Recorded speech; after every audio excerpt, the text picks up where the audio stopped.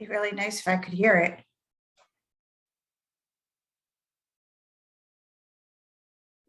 Hey, Joey, you are on mute. Good morning, everyone. Joey is MC today. There you go. Sorry, that was a very enthusiastic good morning that you didn't even get to hear. So good morning, everyone. So glad you are here.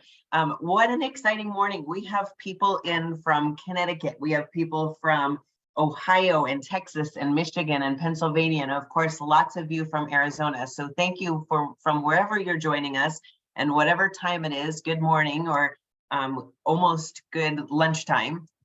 It's going to be a great morning. Couple quick things as we are getting started. If you haven't already done so, would love if you drop your name in the chat. Tell us where you're from and what kind of role you are interested in. We are going to really invite you to do a couple things this morning. If you would be willing to turn your camera on, it's just wonderful for the speakers to be able to actually see your faces and get to interact with you a little bit that way. And number two, if you'll really engage in the chat. So if you aren't super familiar with Zoom, on the bottom of your screen, you'll see several things you want to look at. One is your chat. Two is, as you're looking, if you look at my screen box, you can see my name and Career Connectors in it. If you hover over above your picture, there's three little dots. If you don't already have your name there, if you want to put your name and then maybe what industry you're looking for, just so as we're interacting with each other, we can. A little bit later on, we're going to ask you to have pulled up your LinkedIn, and you want to pull LinkedIn up. So you're going to drop your LinkedIn URL in there, and you'll do that in a little while. Because we want you to interact with each other. As you know, finding your best career so often is by who you know. And then the other thing I wanted to remind you is in the right-hand corner of your screen, you have a view button. And that view button can give you options for gallery view. It can give you an option for speaker view. Speaker view tends to be the best because then you can see the slides and the speaker. So as we are getting ready to get going, I just want to tell you, those of you that don't know about Career Connectors, our vision is to build a better community, one organization, one career at a time. Our mission, which we are delighted about, is we are elevating communities by empowering you as the job seekers, employers, and service providers. We really have core values that for us, it is about really giving you tools, resources, and just some things that you need. We want you to leave here today feeling hope. We want you to leave here today feeling connected. And we want you to leave here feeling like you have some tools to move forward in the job journey, whether you are currently employed and considering something else, or you are re-entering the job market, or you are just in a place where you're like, hey, you know what, it's time, I need to jump and get a new career. So one of the things that I'm going to move us right into a couple other things, and I'm going to introduce Jessica, which I'm really excited to do. But before I do that, if you need closed captioning, again, on the bottom of your screen, you can, there's a little button that says show captioning. So you can just click on that. And then just so you have a quick overview of what we are going to be doing today, I'm going to do a couple more quick announcements. Then I'm going to have the pleasure of introducing Jessica Pierce, Career Connectors founder and CEO. It's always a treat when she gets to speak. And then that will be followed by Dave Sherman, who is one of our favorite speakers, who is always a delight. He has so much energy. And here's what I really want to invite you to stay around for. Breakout rooms. We love that we get to offer these breakout rooms. We have expert coaches that are going to be in all these different breakout rooms. You can have your resume reviewed. You can get some feedback on your LinkedIn profile. How about some career coaching? You're like, hey, I think I want to do that, but I just want to explore a little bit more. Go talk to our career coach. And then, of course, we have some financial coaching, because as you know, as you're navigating this journey, sometimes finances can be a little bit challenging. So we still have some people coming in. Hello, Debbie, glad you're here.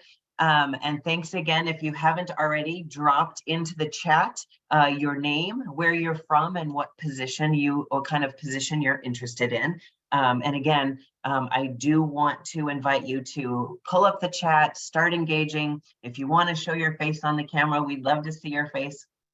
And then the other thing is, feel free to drop your LinkedIn URL in the chat, because that way everybody can connect with you. Yes, someone just did that. It looks like, yeah, see how if you look in the chat right now, somebody just dropped it in there and it's a blue highlight. If it's not blue highlighted, you can't click on it, but we want you guys to be able to click on it so you can connect with each other. Okay, so it is now my privilege and honor to introduce Jessica Pierce. She started Career Connectors in 2009, and she started it just helping some friends by volunteering to help them write resumes when the economy tanked. It has quickly grown into a large 501c3 nonprofit organization. We have proudly served over 52,000 people. Jessica is a speaker, she's a hiring professional, and is a career transition expert. Jessica is the go-to gal in the Phoenix area or in all of Arizona for just her expertise. Jessica has spoken at the White House in the Forum on Job Clubs in the United States. This year, she was named as Outstanding Women in Business by the Phoenix Business Journal. And she has been featured in the Arizona Republic on NBC Channel 12, ABC Channel 15, and Arizona Channel 3. Jessica has 3 amazing kids and a wonderful husband. Connect with her on social media. She's very active on LinkedIn. A lot of times when I'm out with her, I see all of you or people, and everybody says, I know you from social media, or I know you from your LinkedIn, because she's always posting wonderful things. So if you're not connected with Jessica, please do so. And as you are connecting with her on social media, whether it's Facebook or LinkedIn, you'll always see her family, because they never take themselves too seriously, and you'll often hear them say, we're living the dream. So it is my honor and privilege to introduce Jessica Pierce. Hello, hello. I am so excited to be here. I get to do our keynote speak once a year, and I typically get to wrap up the year and take everything we've heard all year long and just kind of give it to you guys at the end of the year and get you ready for the next year, 2023. So welcome, welcome, welcome. I'm excited to be here, and I'm glad you guys are here today. I'm going to do a couple things this morning. I'm going to first start with a story, then I'm going to give you some data on the market, and then I'm going to give you the 4 tools that you need for success to land a higher wage career. And then I'm going to introduce you to a really good friend of mine, Dave Sherman. And so a lot of stuff today, a lot of great stuff packed into one. I encourage you to ask questions in the chat. I'll be managing it somewhat while I'm talking. I know Dave is on the line, our team is on the line, and so feel free to ask questions. Many of our coaches are going to be stepping in and answering questions as well. So feel free to drop questions. We're not doing a deep dive on the 4 specific areas. I'm going to kind of give an overview of each of those areas and then give you additional resources for that. And so I just thought I would start this morning. I have a question for you.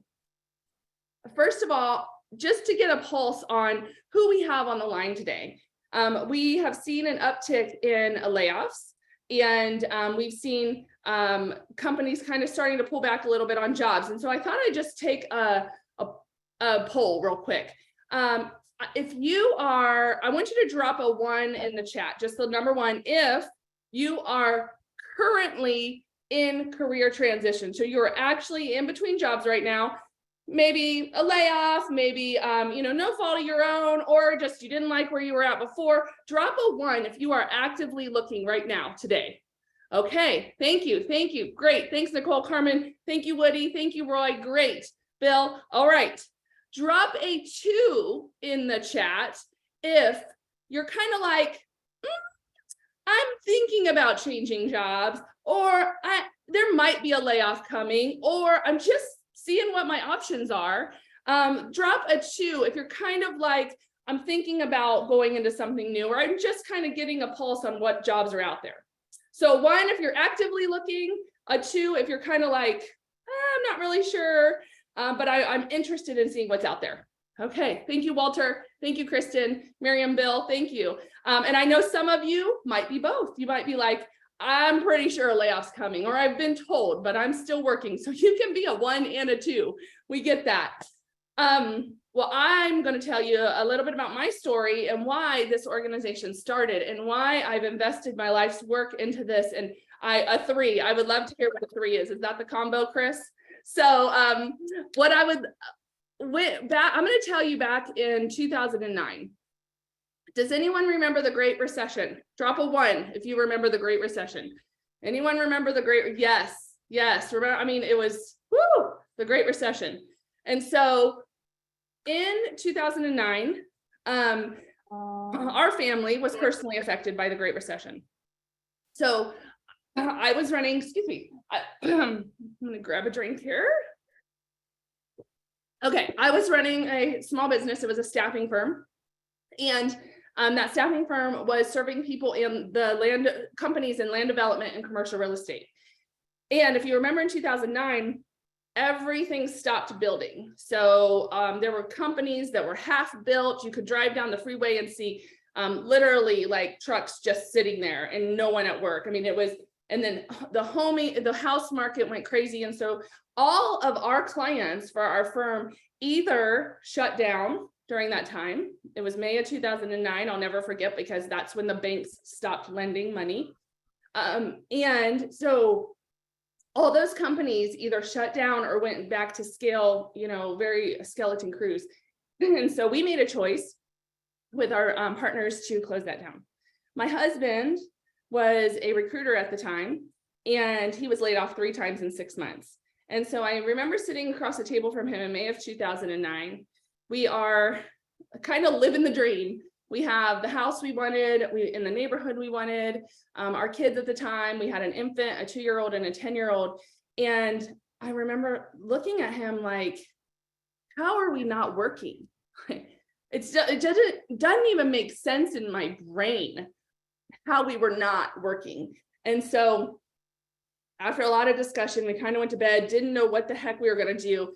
And I remember waking up the next morning and just kind of feeling this, I don't know, you call it pressure, whatever you want to call it, but I call it a calling. So I had this calling and I said, like, I know what I'm supposed to do. And Mark was like, oh, thank goodness, because, the mortgage is due and we have no money. And I said, I'm going to go volunteer. And Mark was like, excuse me, what?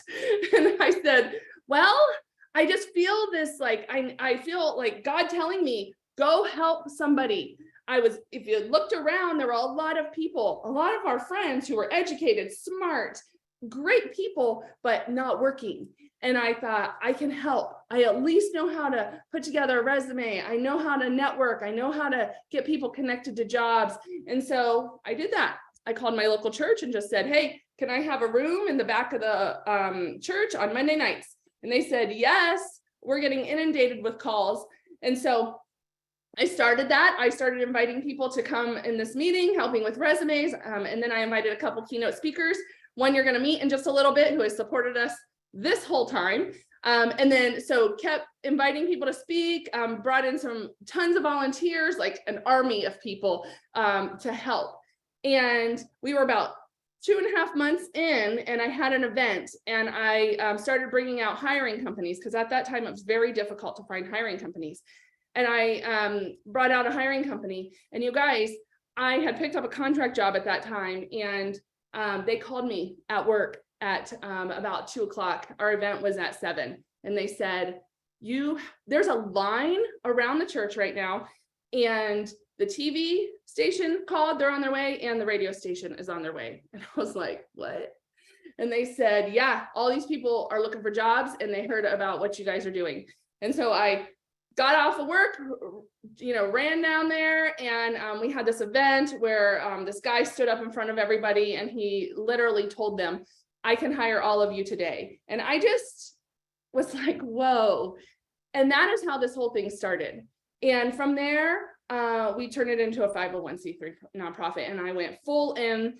with the just amazing people that have stepped up to help serve and volunteer. And we have really tried to learn what the market is about, how to get best connected to jobs. So, and then bring in the best coaches. And so that's how we're here today. And I can now say honestly, like without hesitation, that I am so grateful that I'm not running a staffing firm that serves land development and commercial real estate today. I promise you that I am grateful that that happened to us, because if that didn't happen to us, one, we would have never got our finances in order. And two, we would have never made the priority what the priority became. And in this situation, my priority was running this organization and helping other people. And so it has completely changed my life.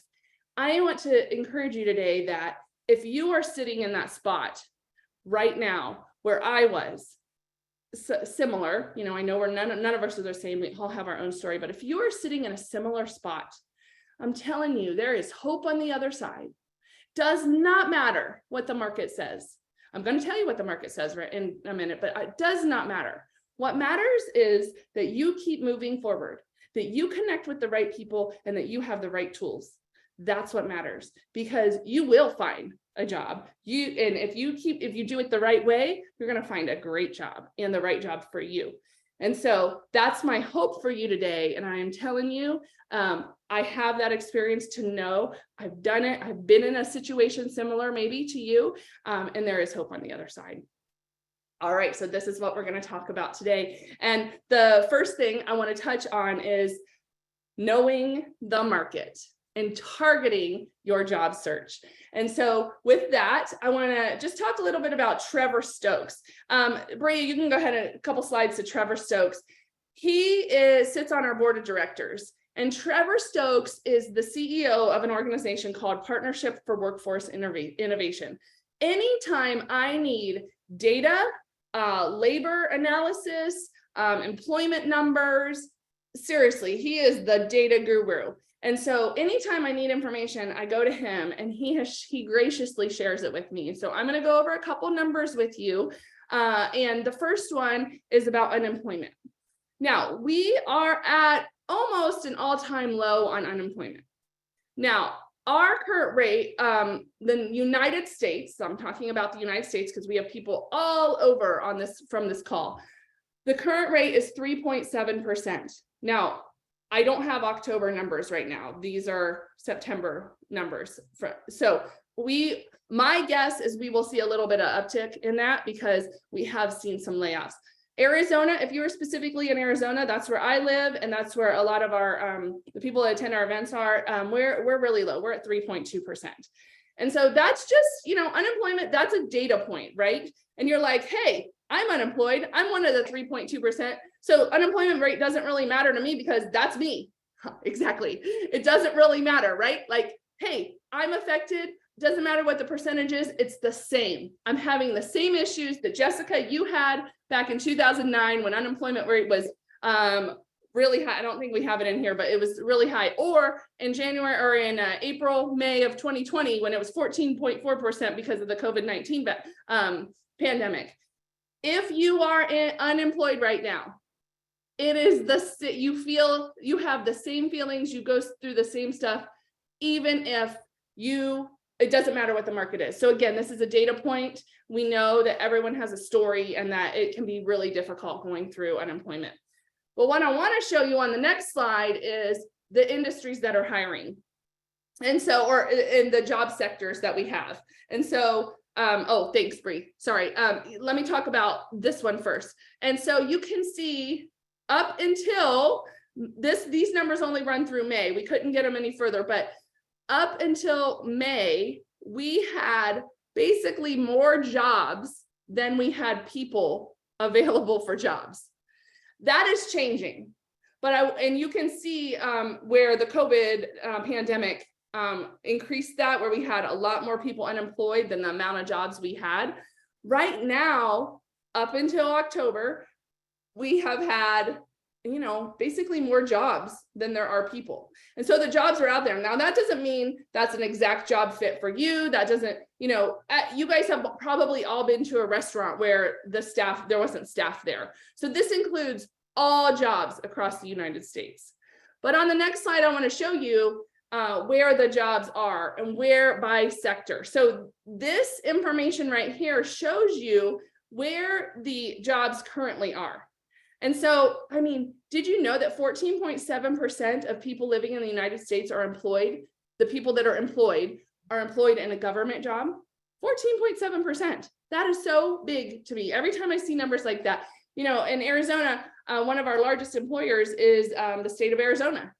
And every time we run numbers and look at that stuff, it always surprises me. It's hard to believe that many people work in government, but they do. And so and then healthcare is next. So healthcare and social assistance. And then you can see all the way around this chart where the jobs are based, by sector, by industry. All right, so on the next one, let's talk about how things have changed. So from 2016 to 2022, this is growth in industry, percentage of growth. And so, for example, if you're currently in school, or if you're getting a certification or something for something on the right side of this, I would encourage you to maybe hold on that and look at stuff more on the left side of this. So where people are going into their jobs. So you can see on the left side, transportation and warehousing has exploded. There is a ton of opportunity in that area in growth. Construction, however, I think when we get the data from October and November and the end of the year, December, that the construction industry might look a little different. We are seeing some jobs being pulled back in that industry. So I think that one's just maybe a little bit misconstrued, only because things have changed so rapidly. So you can see where things are growing. We know finance and insurance is a huge growth industry. So just to kind of wrap it up a little bit on the data part, we know that transportation and warehousing, professional services, and healthcare are all experiencing unprecedented growth. And Bree, go ahead and go to the next slide. And we also see that emerging technologies are really redefining the talent requirements in high priority industries. So if you are in technology, or you are going into technology, really take a look at what the requirements are, or if you're interested in technology, because a lot of what's happening that we see happening is 4-year degrees aren't as required as they once were in all industries, and that includes technology. A lot of companies are more interested in somebody who has hands-on experience or has gotten a certification. So the requirements of jobs is changing. And so that's an important thing for you to understand. Maybe you do have a degree, and maybe you have a master's degree, but you're struggling to find the right job. Maybe you need to go get an 8-12-week certification in your industry. Maybe you've been a project manager for 20 years, but you need that PMP certification. Go get it.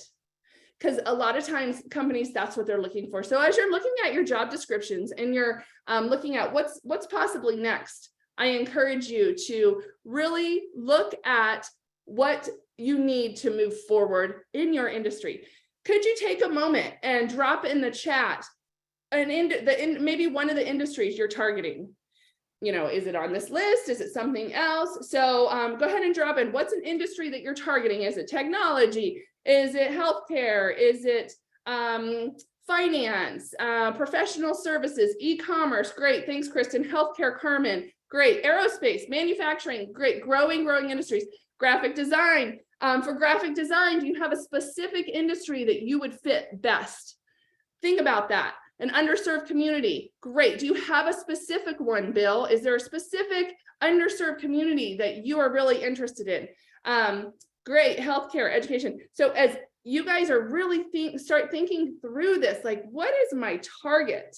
Because as you talk to people and tell them, the more clear you can be, the more people can help you and connect you to the right people. So that's what we're going to talk about next, how to navigate the network. how you need, once you get kind of what you're interested in, you know the market, you kind of target, you know, what you're interested in, do the work to really understand what you are interested in and what you are gifted at. Because once you do that work, navigating your network becomes a lot more simple. Oh, perfect, Bill. That I would much rather you say, I am interested and I am talented, or I have experience in the addiction recovery community and re-entry. Because right when Bill wrote that, I thought of 5 organizations that I'm connected to that I could probably introduce you to. Bill, when you said underserved market, that is, or underserved community, absolutely. That's like the high level example. And so sure, there are tons of communities out there that are serving underserved communities. But Bill, when you got specific and gave us those examples, like St. Joseph's the Worker, Maximus, like I have a couple right off the tip of my tongue that I would know to give to you. And so that's why being a little bit more specific as you think about industry and diving into your job is going to be really important. So I want you all to go through that experience. Thank you, Joni. Joni is a great connector. Joni was on my original board of directors. I love her. Love you, Joni. She is a great connector. So Bill, there you go. Recovery Ways is another one. So this is what I'm talking about navigating your network.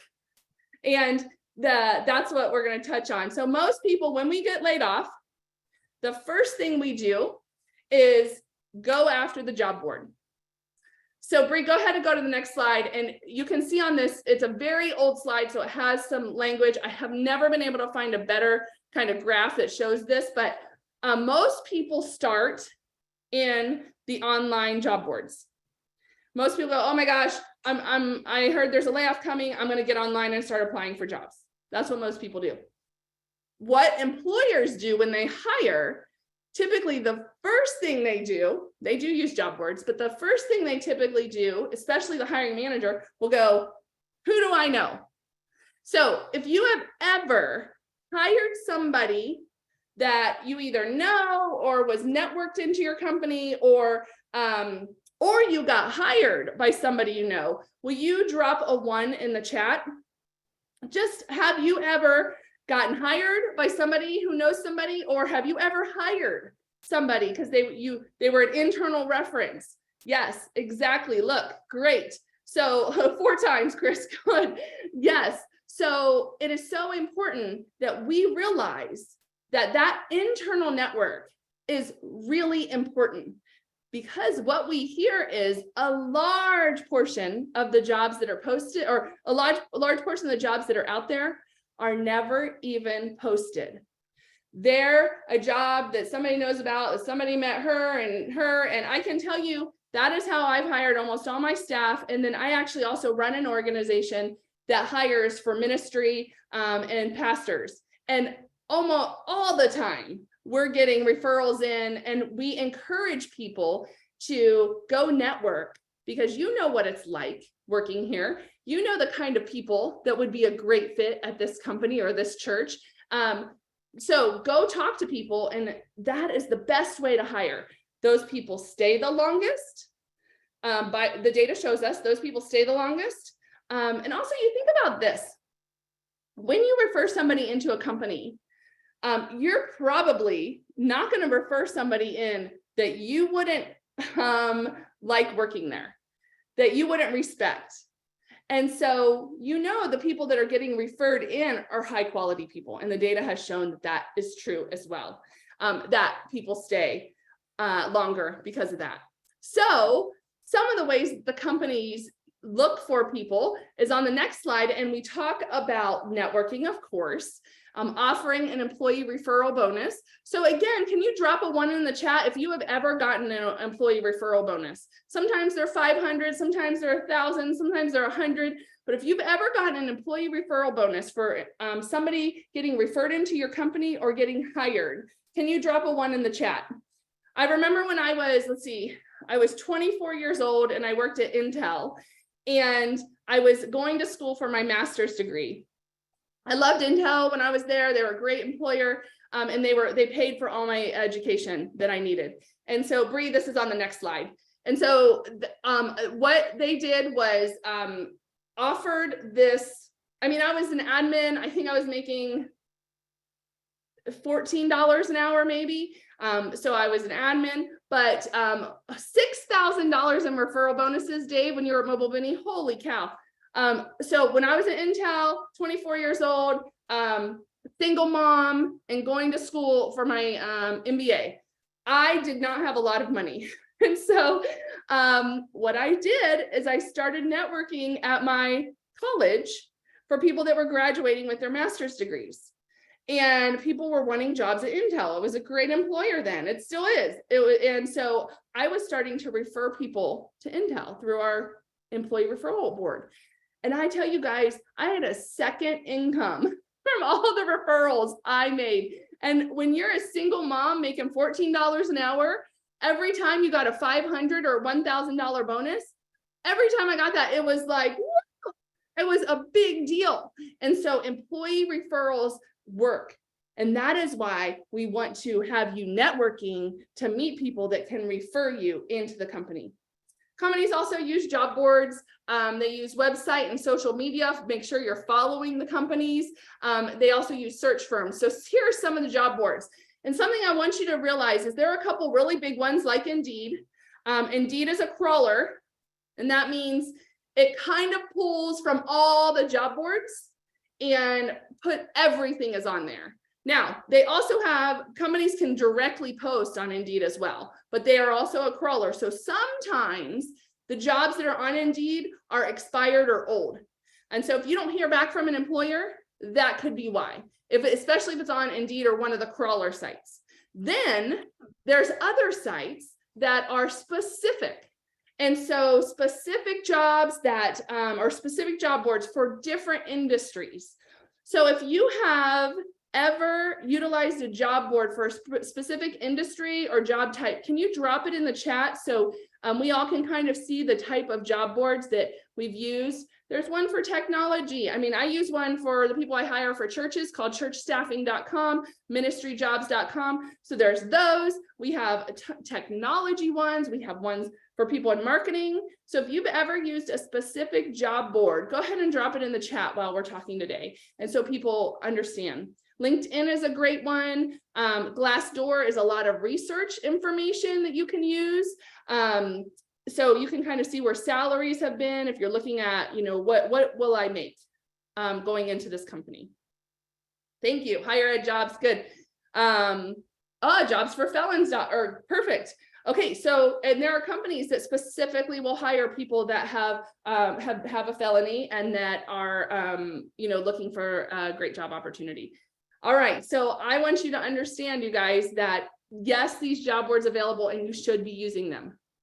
But the reality is people do business and hire people that they know and like. Job listings like those, job boards tend to draw a lot of people. And so you want to stand out in some capacity. So that employee referral is really the way to go. And the job you want may not be advertised. Again, a lot of times it comes through that internal resource. And so what I want to do is make sure that you are the one that they choose when it comes down to it.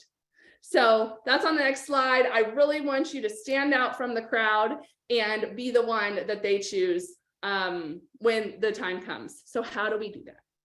Well, it starts with your network, which is why we talked through that first. Now, let's talk about the other three tools that you're going to need for them to choose you. And the first one is how to get your resume through, I kind of call it the black hole of death.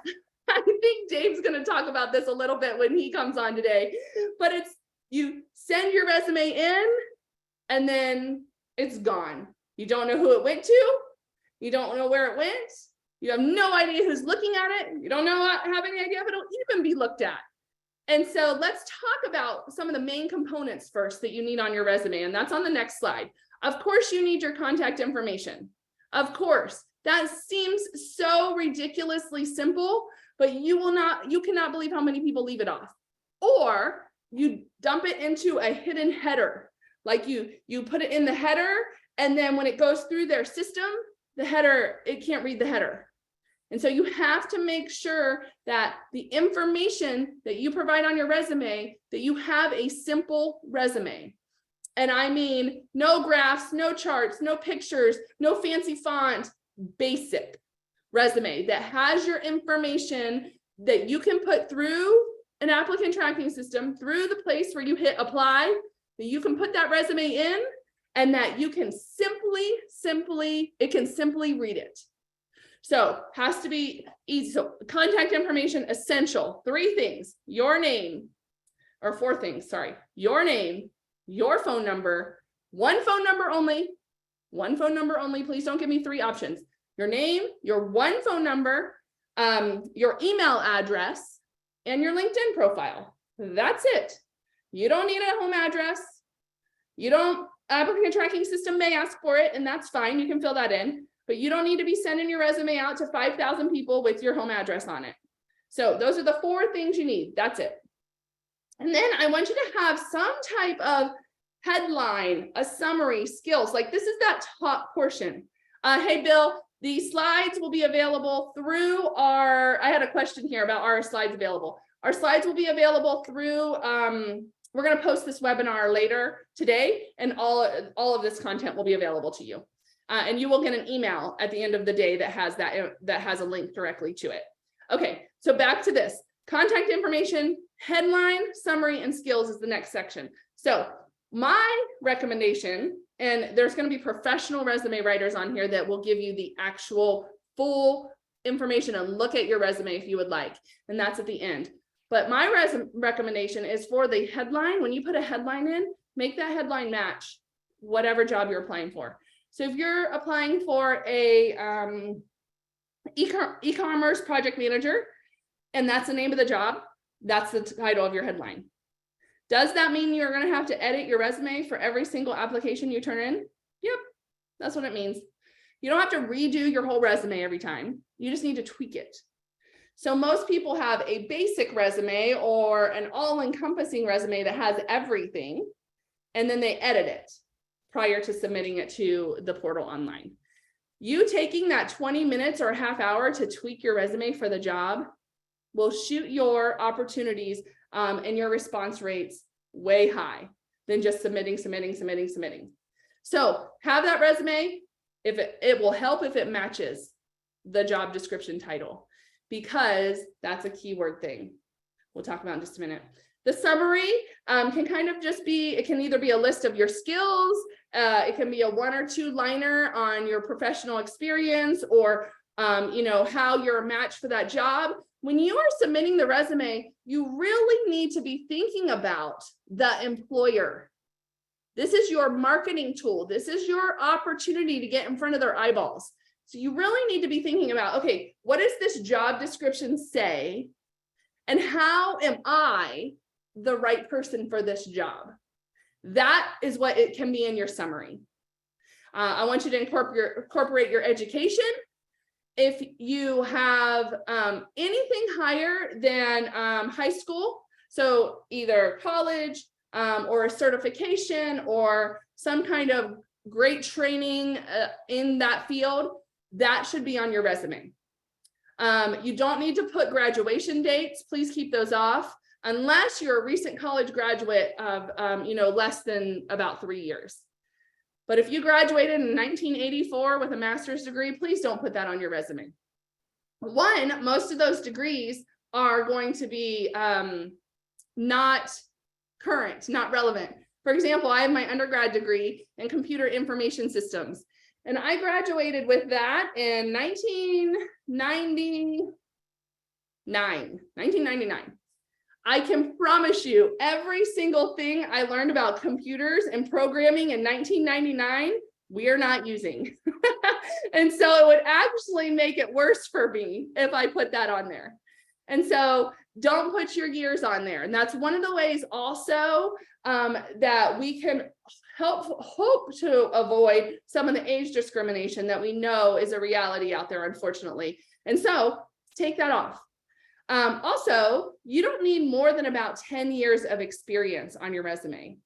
you want your experience you want your experience listed, and you want the most current job last, the one that's listed currently, or that you just left or that you're currently in. You want that job listed first, and then you want a couple accomplishment statements under that. Jerry is on here, you guys, and Jerry is one of our wonderful professional resume writers, and she knows her stuff. She gets recertified every year. She's on a national level and a local level with her certification. So anything she says on this chat, listen to her. And so you can also talk to her in the breakout session about your particular resume. And so with work experience, list out 3 to 4 accomplishments that really say, what you did while you were there, not the responsibilities that you had, but more the accomplishments. What did you do in your time at that company? If you can use numbers, if you can use data in any capacity, please do. It stands out. So list a couple of your companies, 10 or 15 years max. You really want to think about, again, what job are you applying for? And those accomplishments, how can you make them relate to the job you're applying for? So you may have a basic resume with everything on it. And let's say you worked at Motorola, and you can think of like 15 accomplishments from Motorola. Pick 3 or 4 that match the job that you're applying for and use those ones on that resume. That is really important on your resume. I just gave you a basic idea of a format. It can go 2 pages. We don't want 3, 4, 5 page resumes. You don't need to stick to 1 page anymore. That's an old way of thinking. So 2-ish pages, it's fine. The goal is to get through the applicant tracking system so it can so somebody's eyeballs can get on your resume. And so on the next slide, I want to touch on target keywords. And so on the job description for the job you are interested in, you have got to go in and look at, what is it saying? What is the language that is being used? Utilize some of their words in your resume. So if they are looking for somebody that has run a cross-cultural team and has multiple projects running at the same time and has saved money, like those are all words that you should be using in your resume if you've done that work. And so I also saw Donna Tucker just jump on. Donna is another one of our amazing professional resume writers. So again, if she drops anything in the chat about resumes, listen to her. And she'll also be at the breakout, I believe, at the end as well. But use those keywords on your resume, because what it does is, as the recruiters are pulling up all the applications, all the resumes from the applicant tracking software, then what's going to pop up to the top are those resumes that match their job description. And that's how your resume gets through that black hole of death I was talking about. And so you want it to get through, you want someone to look at it and go, yes, we need to interview this person. And so it is important to spend the 15, 20, 25 minutes on each resume and tweak it before you submit it. All right, so that's the resume portion. Again, we're not doing a deep dive, but I have the experts on the line that can go into your particulars, and they will be able to give you some additional content on that. So now we're going to talk about social media. Social media, some of us love it, some of us hate it.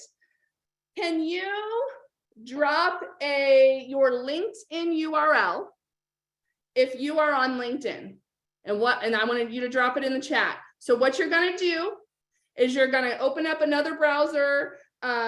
If you're on your computer or even on your phone, you're going to go to linkedin.com, and you're going to, once you go there, click on your picture, or it goes to your profile, and whatever that URL is in the top, I want you to copy that and drop it into the chat right now.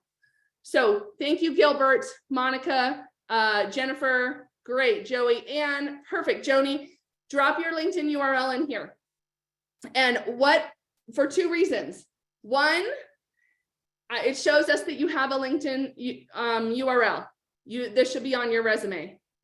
Also, connect with each other today. You can just, on the ones that are blue, has to be blue, you guys. That means just right click on the URL and then paste it in here. So right click, copy, and then paste it in here. That if it's blue, you can click on it and then you can connect with each other. That's part of networking. So there is such a, on the next slide, you can see companies utilize social media in their recruitment efforts. Some of this data is a little bit old. I pulled it from a couple years ago, but I love just the chart and how it kind of explains 94% of recruiters use LinkedIn. And still, even from a couple years ago from when I pulled this chart, still are using LinkedIn. It is likely the #1 recruitment tool most employers are using. Not everyone, but many are using. And so you must be on LinkedIn. You must be on LinkedIn. And LinkedIn is, you guys, there's a couple different ways to use LinkedIn, which I'm going to touch on in just a minute. But you must be on it because for a couple reasons. One, you control all the content. Nobody can post on your LinkedIn profile. You can get tagged, and you can even choose not to be tagged. But you must be on LinkedIn to have a profile where people, when a company is doing their research on you, and they will, something comes up. And so LinkedIn is a place where they can have the profile. You can have the profile. You have a picture and your basic information, so they can validate you are who you say you are. So you, on the next slide, there's a couple keys I want to talk about on LinkedIn. First of all, complete your profile. When you go onto the platform, there will kind of be steps that tells you step 1, do this. Step 2, do this. Some of the do this things include have 2 to 3 jobs listed. So fill those in. If you have education, fill those in. Yes, Chris, thank you for that. You can control the narrative and your personal brand on LinkedIn, which is why we say this is the tool to use. Do not worry as much about Facebook or, I don't know, Instagram or TikTok or whatever. Yes, companies are using them to get their jobs out here and there, but LinkedIn is the one that is you fully control. And so get your work experience on there, get your education on there, your picture. I know some of you are like, no, not my picture. Yes, your picture, because you know what? They're going to meet you eventually anyway. And so don't think, oh, I hate my picture. I hate putting my picture out there, or they're going to think I'm too old and I can't do this job. Guys, they're going to meet you anyway. Put your picture out there. And it's another one key to getting a completed profile, which is really important in the way that the search is done on LinkedIn. But 2, it shows like a connection. When you look at a LinkedIn profile, when a recruiter is looking at a LinkedIn profile or a hiring manager, they see a person. They don't just see a name, a title. And that is personal. It makes it more personal. So complete your profile. Then, oh, and you can go to, I think it's learn.linkedin.com, but there's a ton of training out there on LinkedIn and how to best utilize it. And then build your network. So start connecting to people. We just gave you guys like 30, at least more, maybe 30 or 40 people drop their LinkedIn profile. So you come to one of our events, virtual, connect with 40 people. Bam, you just got 40 people in your network. Now, there's a couple different ideas on LinkedIn. Some people are like, I'm only going to build my network with people I know, that I have met, that I really, really know. And then some people are like, you know what, this is a networking tool and I'm open to having connections with multiple different people. You can sit in either area. You get to choose. If you're more open to building your network with others, then your capacity to build a larger network goes much faster. So we have 40 people maybe today that have dropped their LinkedIn profiles. Once you connect with them, you can then see who they are connected to. So let's just say, can somebody drop a company name of somebody you are interested in working for, a company that like you're targeting, you would love to work for that employer? Can somebody drop just a company name in the chat? Awesome. Cynthia says Banner. So let's start there because that's the first one that came out. So Banner. Cynthia, I don't know your history. I don't know you personally. So Banner, I don't know if you've worked there before. I don't know if you have any connections there, but I can tell you that if you connect to me on LinkedIn, I probably have 50 connections to Banner, and some of them I actually know very personally. And so I would be happy to do an introduction on LinkedIn to Cynthia, to one of my Banner connections. And why this is so important, you guys, is because that is the point of connecting. That is the point of utilizing this. So build your network. And then once you go out and see a job that you're interested in at a company, go to LinkedIn, search, see who you know that is in your network that is connected to somebody at that company, and ask them if they would do an introduction. Rosanna, oh, hi, Rosanna. I'm so glad you're here today. Rosanna Bailey, she has been an awesome advocate for Career Connectors for many years. She is a recruiter, a talent acquisition director. You guys, if you're not connected to her, connect to her. And she knows a lot of people. And so she just said she knows the talent acquisition team at Banner and would be happy to connect you to. So Cynthia, right there, just by saying, hey, this company name, that is why we build our network on LinkedIn. All right, so after you start building your network, start researching and applying. That's what I just played that out. That is exactly what you would be doing on your own. Is, okay, who do I know that works at Banner? Who do I know that works at Raytheon or P&G or Bailey Scott and White? Like, who do I know that works at these companies? Go to LinkedIn and start searching and see who's connected to who, because you may be really, really surprised at how many people are in your network and the connections that they have. I mean, this just happened last night. I'm going to tell the story quickly, Joey. Last night, Arizona Giving Tuesday just happened. And we got some fantastic donations in to support the work we're doing. And last night we got a $5,192 donation. And I was like, holy cow, who is this? I knew I knew her name, but I didn't know her. And I called Joey, she's our executive director. And I said, do you know who this is? And she goes, yeah, I went to dinner with her last night. And I'm like, what?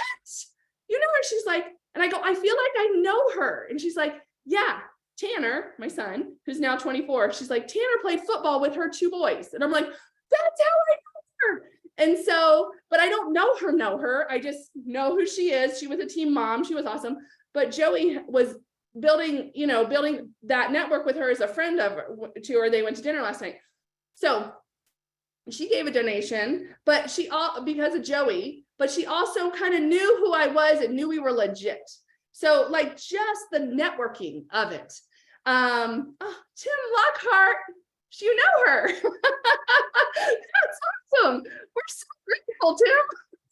And so that's an example of networking from, we're an organization, we're a nonprofit, and we're trying to fund so we can do more of this stuff. Same goes for jobs. You have to hit up your network. And then as you are working on your LinkedIn and connecting with people, be interesting. Post stuff that's interesting. You only need to work LinkedIn 5 minutes a day. Brenda Cunningham, who is a fantastic supporter and career coach, says you can be successful in 5 minutes a day on LinkedIn. Connect with a couple people, engage. So either post something or engage with something else somebody is saying, and then respond to any messages. That's it. That's all it takes. And then, of course, you can apply for jobs directly on LinkedIn. All right. So, and I actually, on the next slide, I just wanted to show you, this is actually who I was just talking about, Brenda Cunningham. Here is an example of, she has her picture. She has a banner at the top. And then she has her about information, the summary. You're going to want to fill that summary out. And then she has in her title on the left-hand side, a couple keywords. So Jennifer asked about introverts.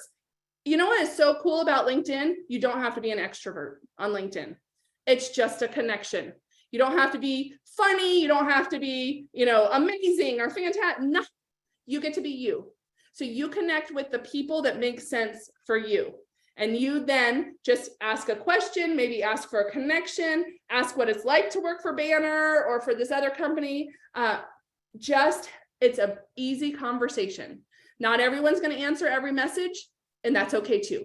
So don't get upset about that. So that's just an example of what a really good LinkedIn profile looks like. Okay, so one caution here is that 55% of recruiters at least have reconsidered a candidate based on what they put on social media. So even if you have this stellar LinkedIn profile, it's awesome, but they put your search in, which again, they'll search you up, and your Facebook profile comes up. And all you're doing on your Facebook profile is slamming people that don't believe what you believe politically. They're not going to hire you, regardless of what side of the political spectrum you're on. It doesn't matter. They are not going to hire you, not because of your beliefs, but because of the way that you're branding yourself, the way that you're out there. They don't want that representation upon them because you are a representation of them. So if you have any social media that needs cleaned up, I really, really encourage you to do that. Yeah, Dave. Yeah, profanity. Yep. Yes. Okay, so let's talk about the last component as we get ready to wrap up here. And this one is the interview. So if you can go over to a couple slides about landing the interview. Let's talk about the first thing, is a stellar first impression. And that is whether we're on Zoom, if we're on a phone call, or if we're in person. You want to best represent yourself, because a lot of people say within the first minute or two, they know if they're going to hire that person. And so do you have a connection? I just talked to a hiring manager yesterday. I was on the phone with her, and she works for, she's hiring, and they're a nonprofit organization in Colorado. And she said this candidate that she had talked to previously, she said he was perfect, had all the experience, had done everything in the community that we are looking for, had the data, had everything. Even the assessment that they utilize was a perfect match on that, everything. He came in and she is like, he wasn't awkward, like an awkward person. She said, but he didn't, it was hard to have any kind of connection with. There was no conversation. It was just like, it did there. And I said, that's called chemistry. That's a chemistry match. And the only way to know if you are a good chemistry match is to actually talk to somebody and see them. You're not going to know until that point. And so that's why the stellar first impression is really important. Showing up on time or ahead of a few minutes early, making sure the technology works before you test the Zoom call. I was on a Google Meets yesterday, and I was like, oh, I don't know if I have Google Meets on my computer because it did an operating system update. So the day before my meeting, I went in, checked the software, make sure I could get in. We were all good. So absolutely. Make sure you have a stellar first impression, make sure you have light, like people can see you. You're not sitting, if it's on Zoom, you're not sitting where your face is, like this, make sure they're able to see you. So make sure you do a proper handshake, an introduction. If you're in person, handshakes I know can be weird because the fallout of COVID, but most people are back to handshaking. So I encourage you, when you handshake, it seems so simple, but you guys, so many people don't do this right, is really handshake, look them in the eyes and give a good handshake. Don't hurt their hand, but also don't be the limp fish. Don't hurt their hand, the really hard thing, and don't be the limp fish. Have a good handshake. Make eye contact, have your regular normal smile, be natural. People like to work with people they like. And then my last tip here on mirror the initial response What that really means is if you go into an interview and they started off with asking you some questions about how was your day? Did you have a good time getting here? Those kind of things, respond and then say, how's your day going? This is the small talk. But if you go into the interview and they go right at it and be like, hey, thanks for being here, we want to jump right in, and they ask you the first question, then don't try to have small talk. They're not about it. Go ahead and do the interview. That's what I mean by mirror their response. So on the next slide, there are some additional tips about what you can do before you walk in. Research, know what's on your resume, and be prepared. So you need to come in and you can have notes, you can have your resume, you can have a notebook with a pen, it's all good. And then remember the first impression, arrive a few minutes early, and then make sure you're engaging with everybody. From the admin that might be setting up your call to the person that you meet when you first walk in, everybody matters. And answer your questions based on your experience from the past and what you've done. And then, and this question was asked in the chat, follow up with everybody that interviewed you. Connect with them on LinkedIn. If you know who it is before you're going in the interview, connect with them ahead of time. And I usually just put a little note in there that says, can't wait to meet you. I'm coming in for an interview next week, can't wait to meet you. And then send an email, thank you. The email, if you have their email, and then if you have their also LinkedIn profile, you can always search for that. Then here's just a couple different types of interviews. They may ask questions about what are your qualifications. This is on the next slide, Bree. Qualifications, they may ask you behavioral questions, which are, give me an example. So be ready. No, those are the best way to respond to questions is by having an example of something you've done. They may utilize job profiles. Some of you have taken assessments, and they may say, hey, this area doesn't really look like a match for you. Tell me about that. And so they may ask questions like that. They may ask about, remote work. Are you comfortable in that? What does your setup look like? Those kind of things. And then lastly, have references. Have them with you on your interview in case you need to reference them, but they're going to ask. So I always encourage you to have somebody that has been your manager, your boss, your leader, somebody that has been a colleague you've worked directly with. If you have managed people, have somebody that can speak upon that, and then a personal reference. It's always good to throw a personal reference in there too. And you can identify it as a personal reference. And you can say, volunteered with them, or we're neighbors, or they've been a friend forever, like whatever it is, just you can identify that. All right, so those are the main steps. The kind of 4 main tools that you need. And then also, of course, the first one is all about networking. And so I am so grateful to get this time here with you guys today. Thank you so much for engaging, asking questions, and engaging in the chat. And what we're going to do now, we're going to transition over to a really good friend who is going to give you a hands-on the ground example of what has happened with him recently. So thank you for being here today. Dave Sherman, he is an internationally known sales trainer, speaker, and best-selling author. He was an award-winning retail business owner and has written 3 best-selling books on sales, networking, and marketing. He's a proud father of Lindsay and Matthew and is married to his wonderful Lisa, and he lives here in Phoenix, Arizona. He loves golf, movies, and any kind of travel. And his real vices these days are a good bottle of red wine and a great cigar. And those have been his vices since I met him about 12 years ago. And Dave has been a phenomenal partner and speaker, and I just love having him here. So thank you so much, Dave Sherman. Thank you for being here today. It is my pleasure. Thank you very much, Jessica. Loved everything you said. I mean, it was like I'm sitting here, honest to God, in my brain, I'm going, yes, yes, yes. So it was beautiful. So I hope you folks had the opportunity to take lots of notes, because what she was sharing with you were absolute gems. All right. This program was called How to Rely Upon Your Connections to Find a Job Faster.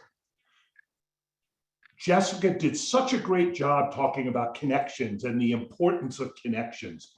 I'm going to talk a little bit about that, but this presentation, more than anything, is about persistence, okay? It is about stick-to-itiveness.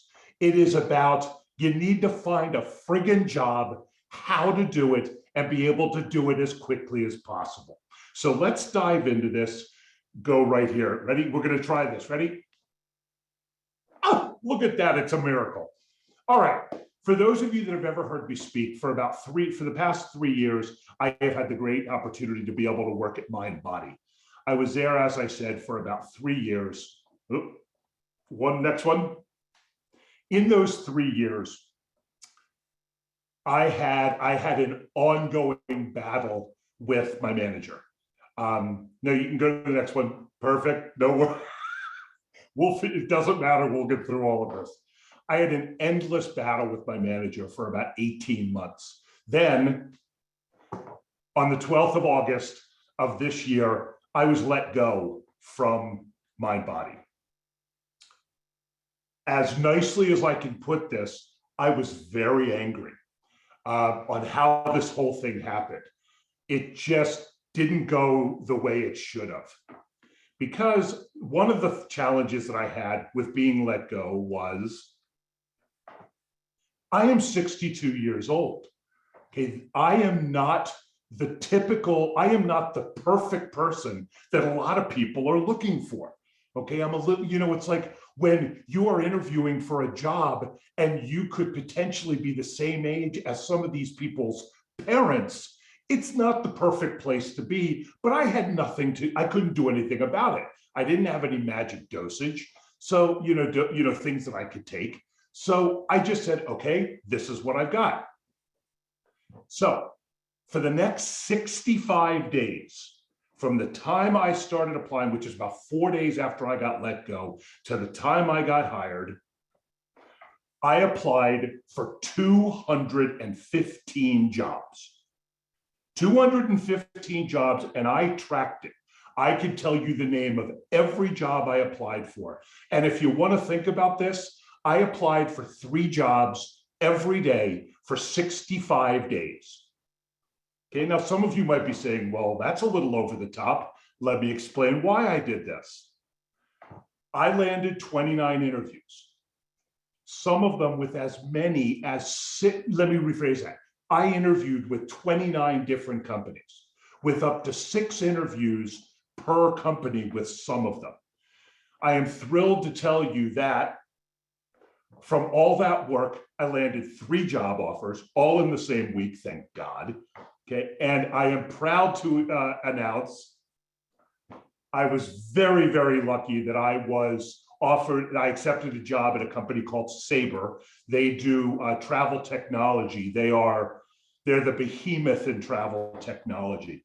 It's a company I've known of for years. I could not be happier. I've been there 3 weeks and 4 days, and it's an unbelievable experience. But that's not what I wanted to go through. Excuse me.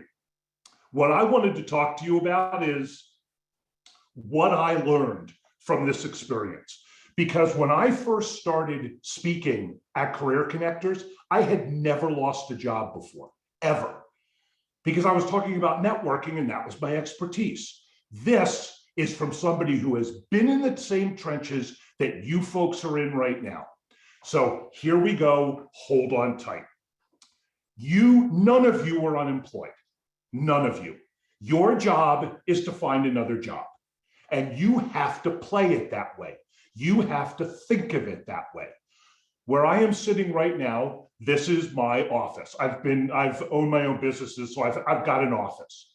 But I have a very specific place that I go to work every single day, when I was working and when I wasn't. This was my job.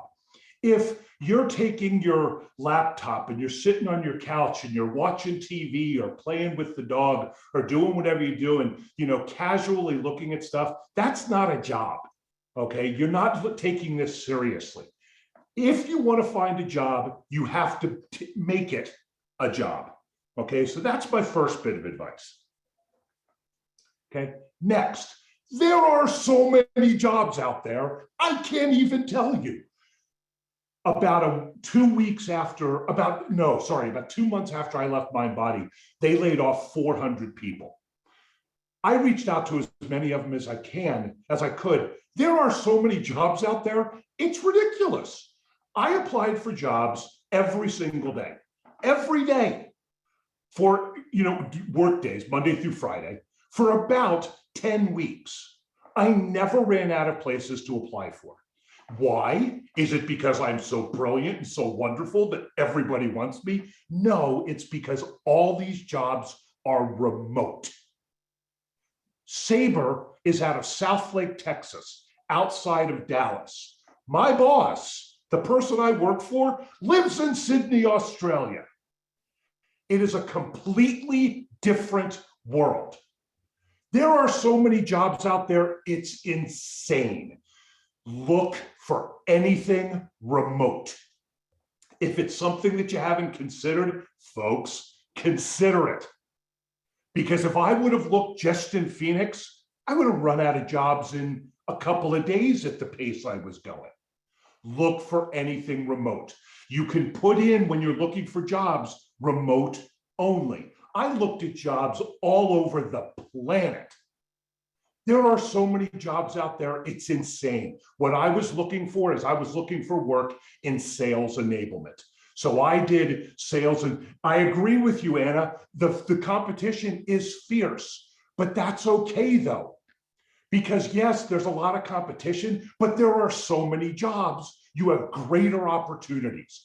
The thing you have to do is you can't put all your eggs in one basket.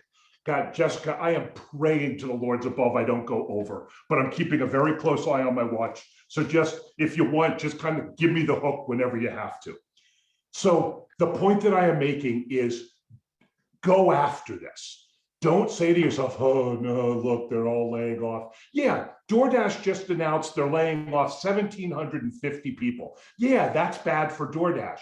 But there are so many smaller, tinier companies that are all hiring. Get out there. There are tons of jobs out there.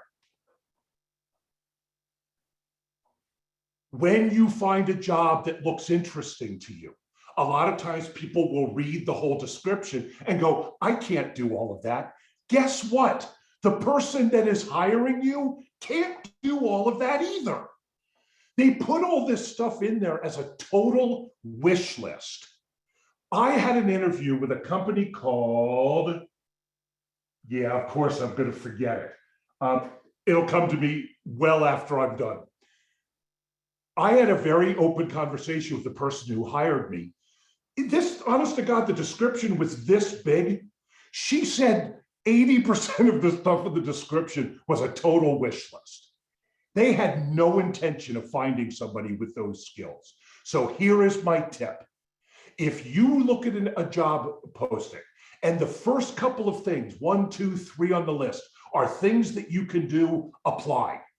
Because you're saying to yourself, oh, I can't do all the rest of it.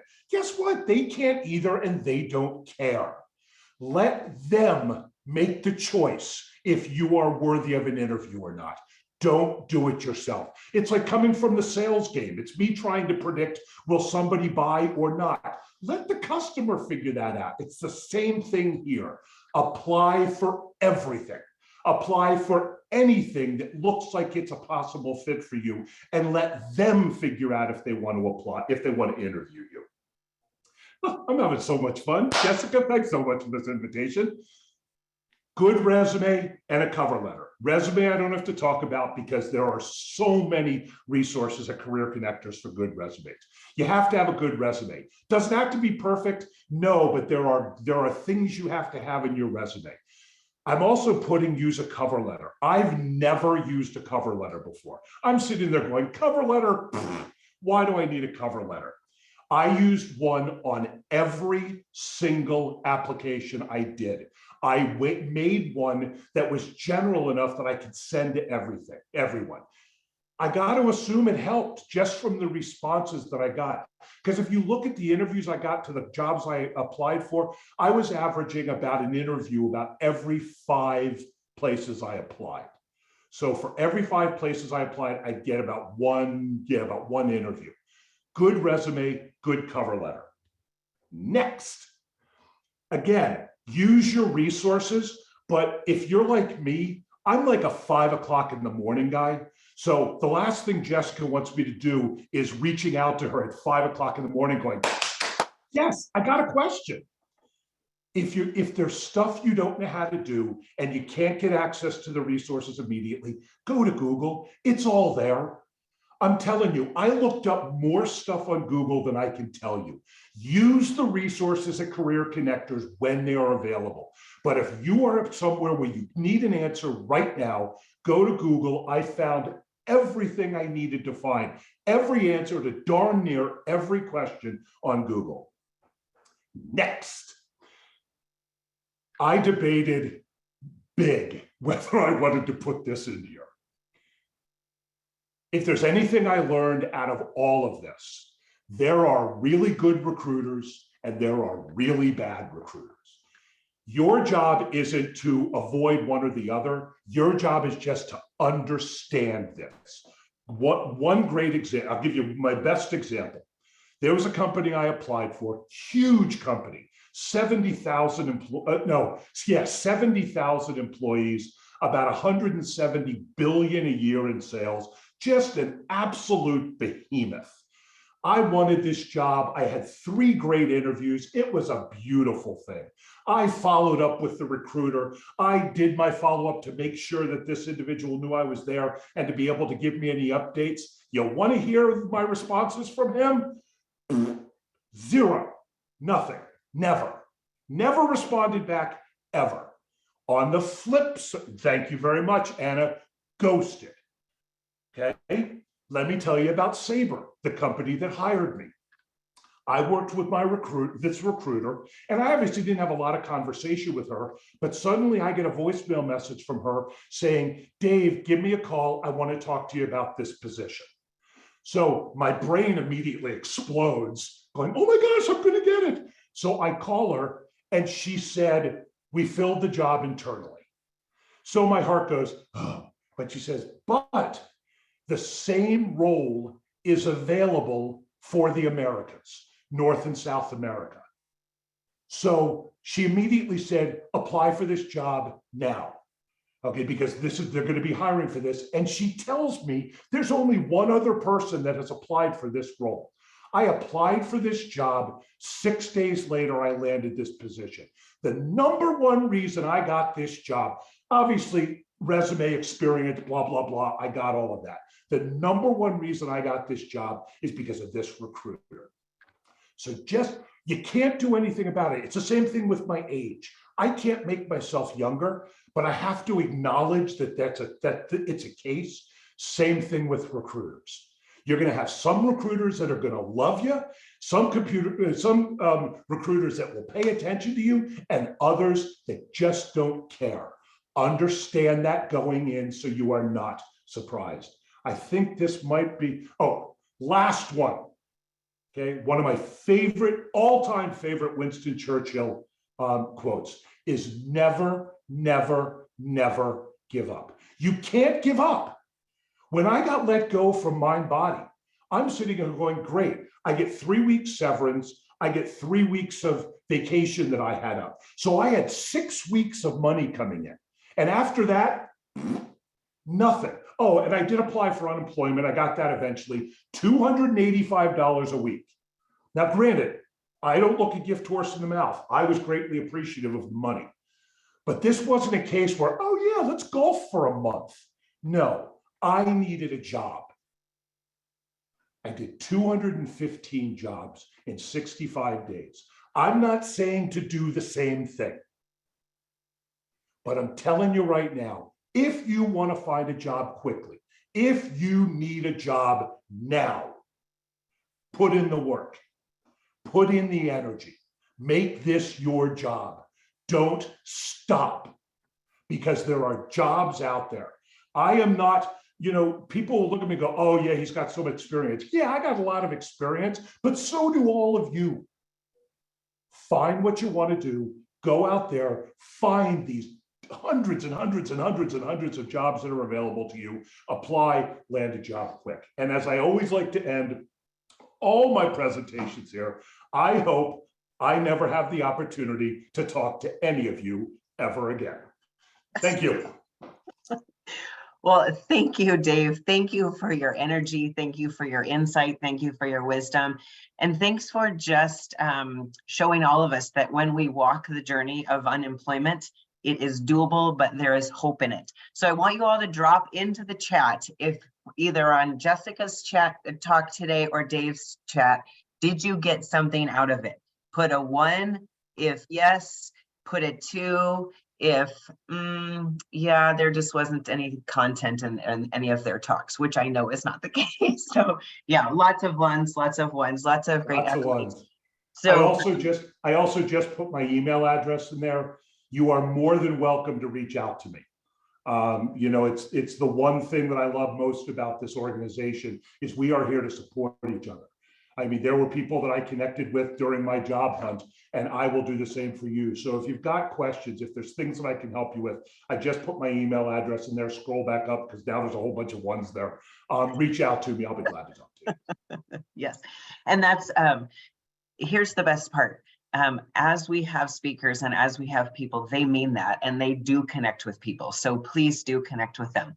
Okay, so we're going to move on to kind of just some quick housekeeping things, but please don't go anywhere. We have breakout sessions coming up, and you do not want to miss those. So Bree, if you'll pop into the next slide, your feedback is really, really valuable to us. So if you would shoot us an email at contact@careerconnectors.org, we would love your feedback. Again, tell us what you liked, tell us what we're missing. We always want to continue improving. Okay, next slide.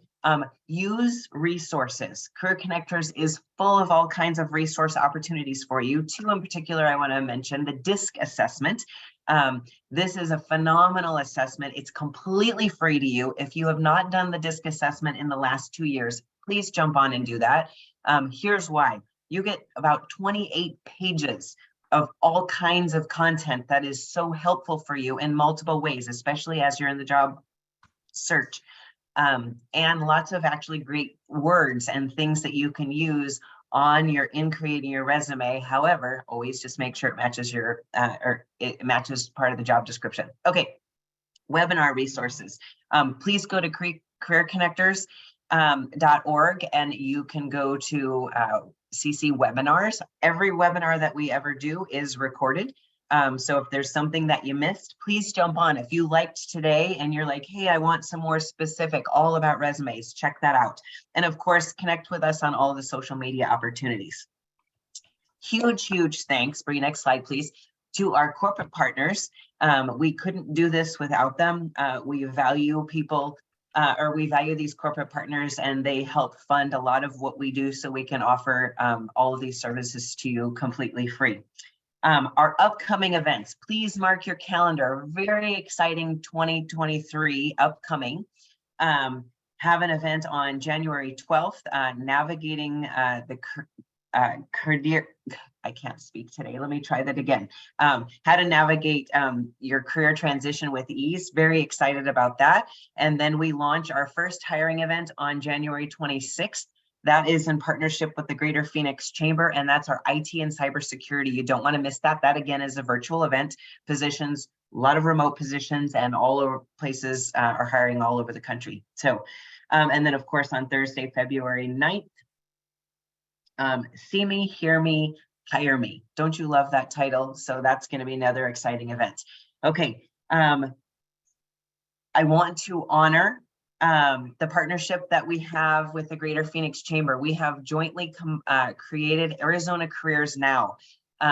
If you go to that website, if you're an employer, you can look at upcoming events. If you're a job seeker, you can see upcoming events, as well as they have there's lots of industry specific information. Arizona has about 7 industries that are growing. Jessica mentioned some of that information today, but go on there and you can check out some more information. And then as Jessica mentioned, Arizona Gives Day was this past Tuesday. an incredible time to give back to a charity that you love, and it's not too late. So this is not a pressure thing. We just want to invite you, or if you know anyone, or end of year giving, that's all coming. And because we are a nonprofit, this is how we're supported. So thank you for considering that. And we did mention our website already. You can scan that for upcoming events. And the next slide is just talking about volunteers. Thank you to our volunteers. We can't do this without you. We have an entire staff of volunteers that will be in your breakouts. Gian, Nicole, Tom, Amanda, Bruce, Donna, and Jerry, thank you so much for being here. So I think with that, Bree, I'm going to turn it over to you to go into breakout rooms. We are glad you're here, and keep us posted when you land. Because we always get to see you in this part of the journey, but we never get to see you or hear when you land. So keep us posted and keep walking the journey with us. We want to keep filling you with hope, because we want you to know we are praying for you that you're going to land the job of your dreams. All right, I'm about to open the breakout room. So just a couple of things before I do. How to move into a breakout room, just go to your toolbar, and that might be at the bottom or top of the screen. You're going to click on breakout rooms, which you will see as soon as I open them.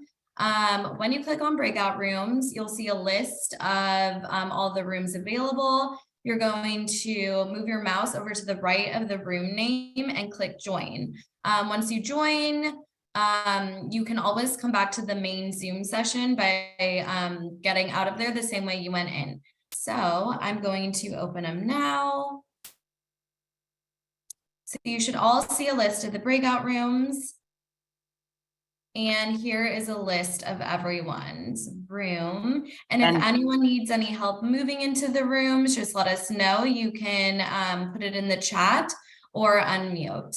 Thank you. And Dave ended up having to jump off unexpectedly. So unfortunately, he won't have a breakout room. So just so you know, but again, please use his email and connect with him, which is still on the chat.